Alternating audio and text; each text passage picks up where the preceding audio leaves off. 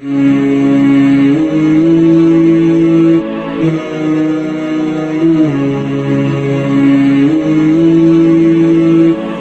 الله الرحمن الرحيم والصلاة والسلام على رسول الله وعلى آله وصحبه ومن والاه وبعد.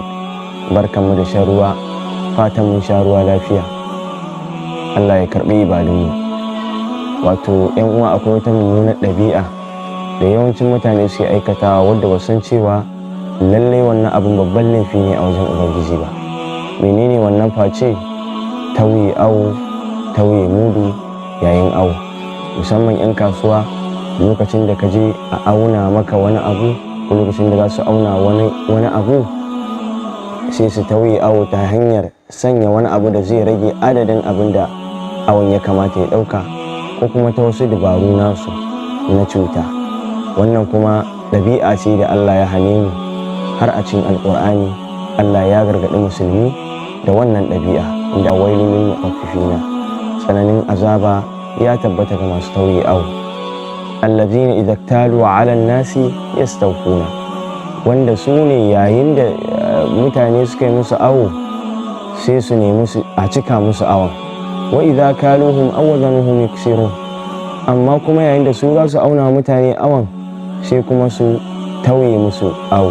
Allah ya ce ala yazunnu ulaika annahum mab'usun, shin suna tunanin Allah ba zai tashe su ba, ya tambaye su akan irin wannan ha'inci da suka yi, kuma yi musu azaba a kai?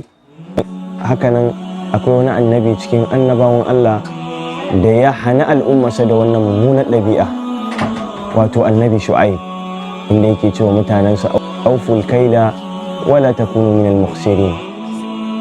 Ku cika ma'auni da abin awo, kada ku kasance cikin masu tauye ma'auni.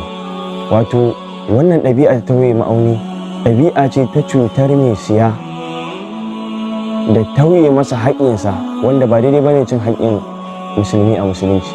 Malamai sun yi ta ƙoƙarin bayani akan menene tauye awo a jimlace. Wato tauye awo yana da alaƙa ne da iya wajen awo da abubuwa da ake aunawa da ma'auni, ko yana shiga cikin wasu abubuwa, inda wasu malamai suke cewa aiko yana shiga har cikin abubuwa na yau da kullum.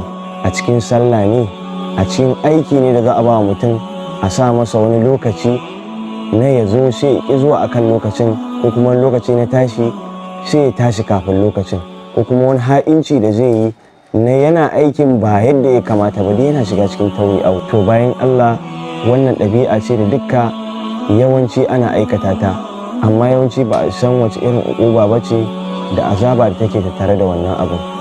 Fatanmu a kiyaye, a cika ma'auni, kuma ya aiki da gaskiya a wajen aiki ne, a kasuwanci ne, da dukkan al'amura na rayuwa.